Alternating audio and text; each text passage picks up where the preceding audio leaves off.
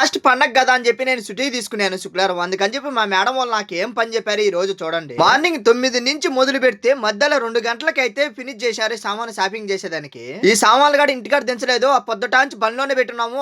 అలాగే మళ్ళీ సాయంత్రం 5 గంటలప్పుడు నేను సాలిమేకి అయితే వెళ్ళాము. ఈ సామాన్లన్నీ బండ్లో ఎందుకు పెట్టినారు, ఎందుకు దించలేదు మీకు డౌట్ అనొచ్చు. లాస్ట్ లో చెప్తాను సామాన్లన్నీ ఎందుకు బండిలోనే పెట్టినారు సాయంత్రం దాకా అనేది. సాలిమేకి వచ్చినారు అమ్మ కూతురు. ఒక్క వస్తువు కూడా కొనలేదు. 2 గంటలు వెయిట్ చేశారు అక్కడనే షాపింగ్ మాల్ లో. ఏం ఒక్క వస్తువు కొనలా. దాని తర్వాత వచ్చి ఐకాకి అయితే వెళ్ళారు. ఐకేలో కొన్ని సామాన్లు, పొద్దున కొన్ని సామాన్లు అవన్నీ కలిసి మా మేడం వాళ్ళ మనవడిది పెళ్లి ఉన్నది. అందుకే కొత్త ఇంట్లోకి అన్ని చేస్తా ఉన్నారు. నేను బండ్లాడు కూర్చొని చూడండి పొద్దుడు గింజలు ఎంత అలా ఆలోచిస్తా ఉన్నాను. ఇండియాలో ఉంటే పండగ బాగా ఎంజాయ్ చేస్తా ఫ్రెండ్స్ తో ఆట తిరుగుతా బాగుందేమో. అలాంటిది మనం ఇక్కడ కోయట్లో ఉన్న పండగలు ఏం జరుపుకోలేకపోతున్నాం. మనం ఇక్కడ ఉన్నాం అంటే మన సంతోషంగా ఇంటికాడ ఫ్యామిలీ అయితే పండగలు చేసుకుంటున్నారు.